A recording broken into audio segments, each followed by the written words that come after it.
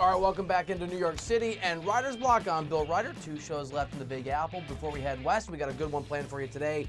Pete Prisco, my colleague here at CBS Sports, going to join me live from Phoenix where the owners' meeting is taking place, talk some NFL. He sat down with some big names in the sport. We'll play some of those clips.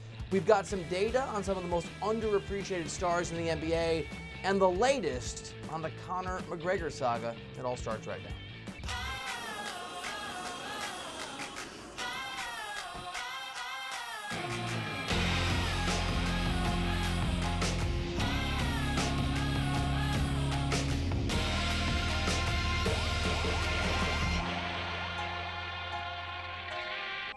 The Conor McGregor saga is a fast-moving story. We'll keep you updated here at CBS Sports HQ. Here's what we know so far. McGregor tweeted earlier today that he's retiring again, but a few hours later, the consternation and the questions about whether this is another ploy, a negotiating tactic, or McGregor actually just heading to a comfortable post-UFC career was somewhat clouded by the uncertainty of some breaking news. The New York Times reporting that there is a sexual assault investigation involving the UFC great. Because of laws in Ireland where the alleged incident is said to have taken place, it's even less clear what happened in a situation where you have these kind of accusations that are always hard to decipher what exactly is going on. So all we know for the moment is that McGregor says that he's done. And earlier today, before the news broke, but you might suppose Dana White could have been clued in, Dana White himself, the president of the UFC, was one of the lone voices, one of the few voices that said he bought it. He believed it. He believed that Conor McGregor was calling it quits, at least as a UFC fighter. No more McGregor in the octagon. They'll forgive most of us who weren't quite so sure and weren't quite so convinced. It wasn't that long ago when McGregor, also on Twitter, also retired with the quote about, "It's been real." I'll just read it to you. "I've decided to retire young. Thanks to the cheese. Catch you later." Now, that retirement, of course, didn't have any accusations around it or uncertainty about his legal future, but it was a reminder that McGregor's the kind of guy that can say that he's done and not be done, like a lot of all-time greats, because we did catch him later, a short time later, not at UFC 200, but he did fight Nate Diaz, for a second time later that month, avenging that loss from the first time that they went after each other in Las Vegas. And McGregor afterwards, victorious, promised at some point there was going to be a trilogy. Make no mistake, it will be a trilogy fight down the line. It won't be straight away, but we will do it 3 times, 100%. Your whole team, how about that? Your whole team. You.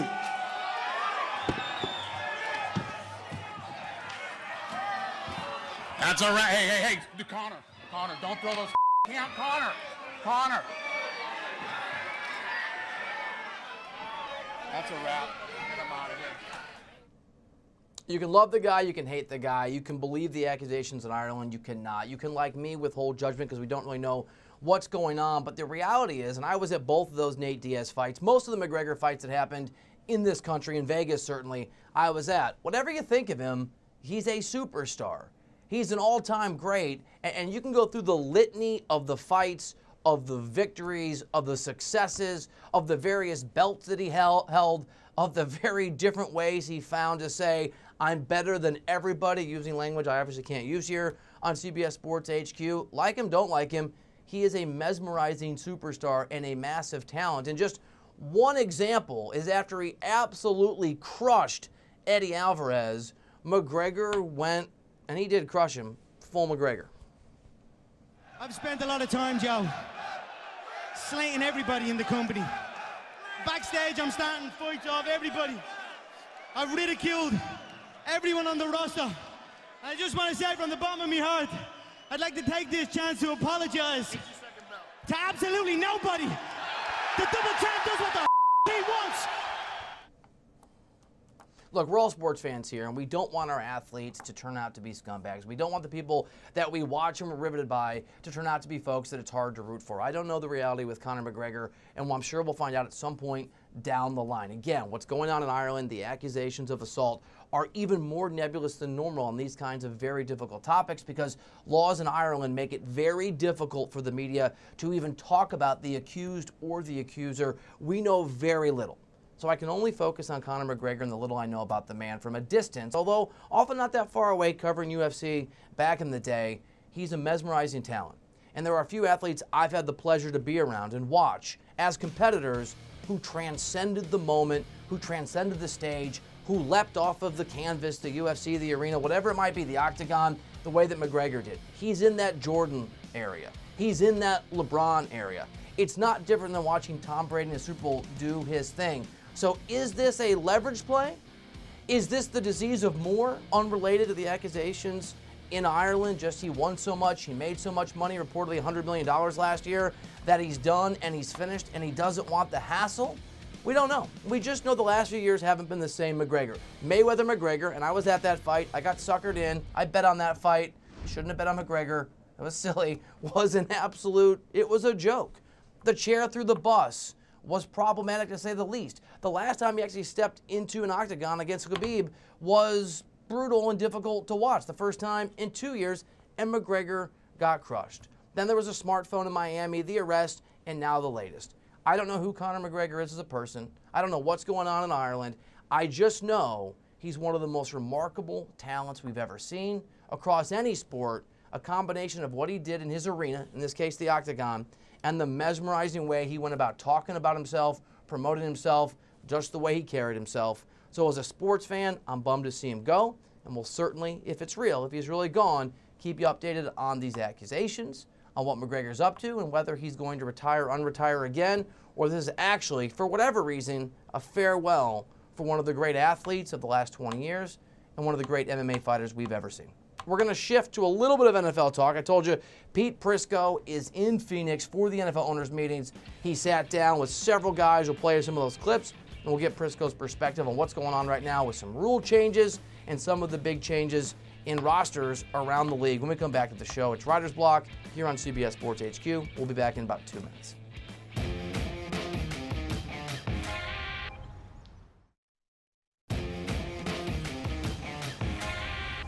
All right, welcome back into New York City. I'm Bill Reiter.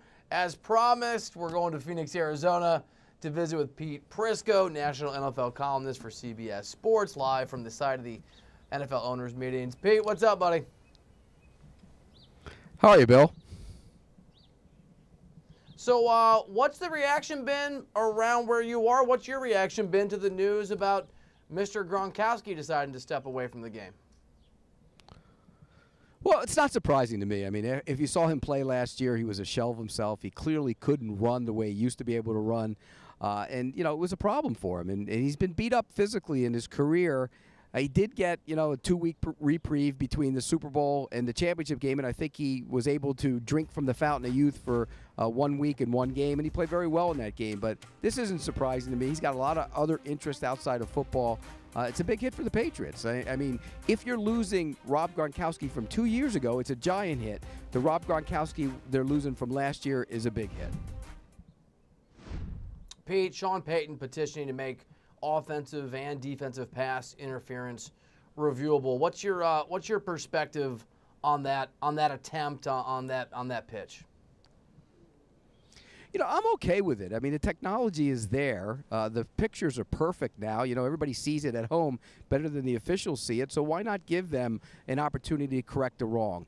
The problem is you're going to have long games, and we know the networks don't like long games. They want to get into their window and out of the window and get on to the next one. So that could be problematic. If you figure out a mechanism where it's quick and it's done with a lot of swiftness, then I think it makes a lot of sense. But if it drags out, then that's a problem because the games are going to last forever. Pete, you talked to Adam Gase earlier today. Let's just take a quick listen to what he had to say about his new offense. He was able to almost have that year one to year two jump right in the middle of the season by just sitting out a few games. And I think moving forward, it's going to be about how quickly, you know, he learns the offense, what we can do to make sure that we help him, and where can we improve his weaknesses, and then just really let him go, turn him loose, and let him use those guys around him. All right, Pete, so you hear Gase talking to you about Darnold. He's got Le'Veon Bell. What do you think this offense looks like when it gets rolling this season? I think it's going to be a good offense. You know, when you look at what they've done, they had Jamison Crowder as well in the passing game to get Bell to run the football and also be a weapon in the passing game. And he mentioned that he will use him a little bit differently at times than maybe even what the Steelers did in terms of using him with Sam Darnold at quarterback and using him as a passing weapon. So I think the offense is going to be very good. Look, he's a good football coach. He's a good offensive mind. Don't worry about their offense. The concern is on the other side of the ball. Now, they added C.J. Mosley. That's a big addition at linebacker. But they got to address the pass rusher issue. I know they have the 3rd overall pick. They could add Josh Allen, the pass rusher from Kentucky. I think that would make all the sense in the world for them. But this is a team definitely on the way up. And you think, Pete, Le'Veon Bell picks up where he left off more than a season ago?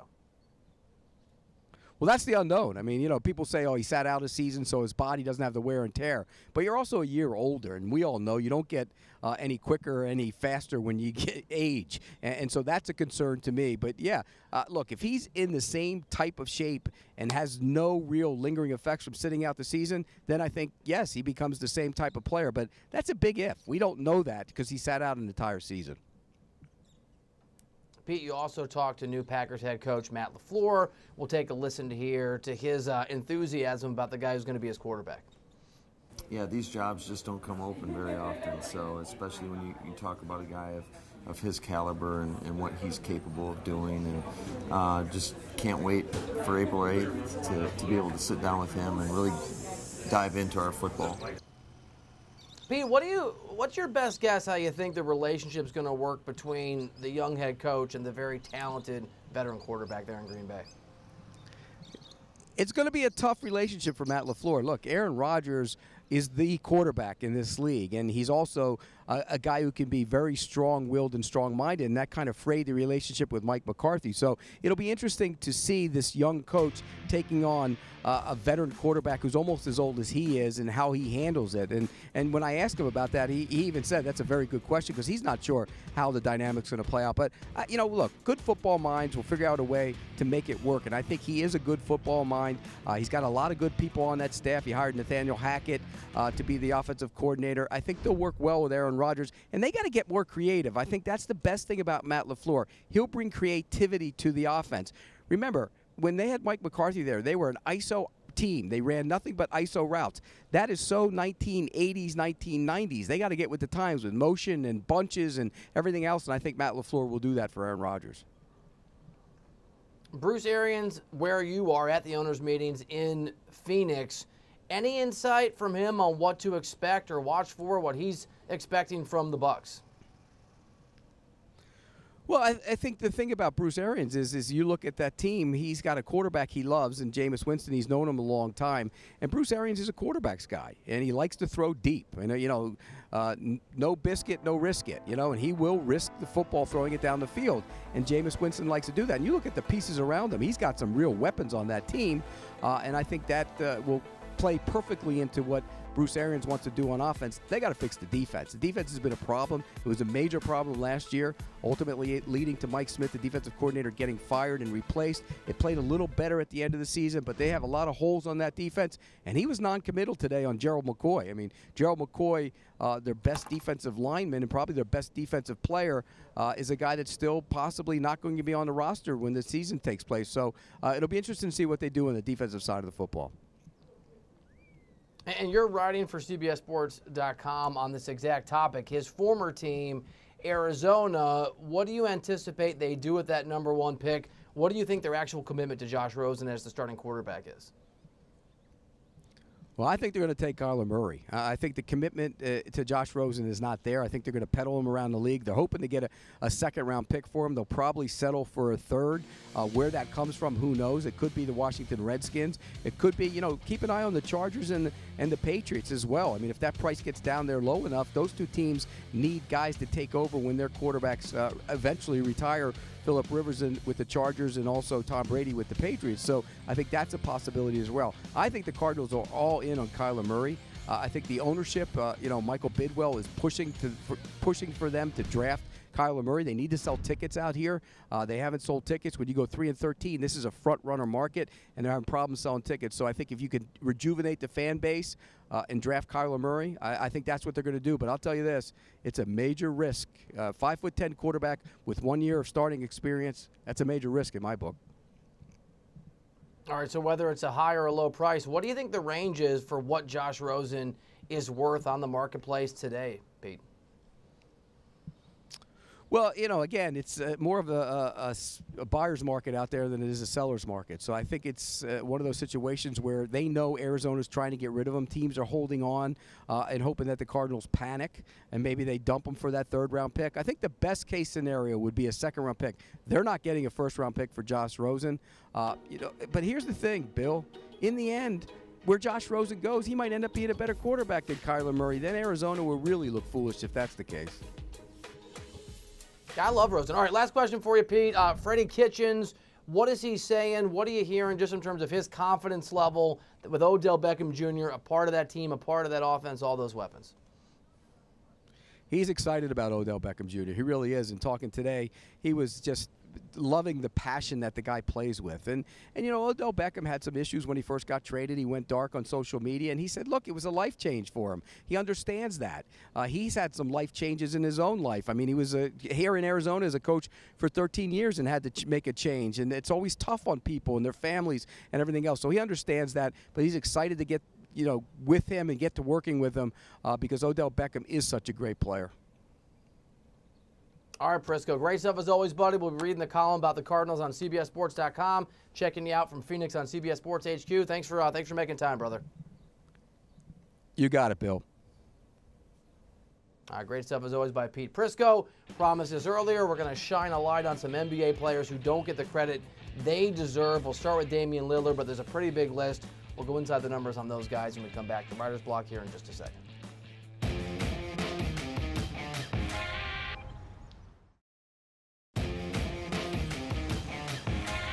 All right, welcome back into the show. The man you see there, Damian Lillard, already pretty important to what Portland does. That importance is going to take on a whole other level of magnitude for the Trailblazers with Yusuf Nurkic out indefinitely in a brutal injury last night in a great game for Nurkic before he got hurt, which means the Trailblazers got to rely on Dame, which got us to thinking about a lot of the players around the NBA. Superstar or near superstar level guys who don't get the credit they deserve. We're going to try to fix that by going inside the numbers on some folks who deserve a little more shine. And we start with the number 197 and Dame, because during the month of February, Lillard, over the span of 5 games, scored nearly 200 points, the 197. That's the most any player has scored this season in a 5-game span, and the most points anyone in Trailblazers history has scored in a 5-game span. I've been beating this drum forever. Lillard is such a stud. He just doesn't have the help that he needs in Portland. More true now, unfortunately, with the injury. How about 22.10? Domantas Sabonis has stepped up in a major way for the Pacers since Victor Oladipo went down with his own gruesome injury. Sabonis leads the team in player efficiency rating at 22.1, which also ranks in the top 25 in the NBA. That's borderline superstar territory. Next up is a guy that I haven't had the best personal interactions with, but he's a hell of a player. 24.7 is the number. Blake Griffin is the man, and he's averaging those 24.7 points per game, the most he's ever had in his career. He currently has the Pistons sitting in the 6th spot in the Eastern Conference standings and playing, for the most part, much better basketball than earlier in the season. How about 270? After catching a lob from Donovan Mitchell and throwing down an alley-oop, Rudy Gobert notched, I love this stat, his 270th dunk, setting the record for the most dunks ever in an NBA season. Gobert is averaging about 3.68 dunks per game this season. The guy's obviously a defensive machine, really nice player on a Utah team that's sneakily dangerous. Not saying they're going to beat the Warriors, but they match up pretty nicely against them, as much as anyone does.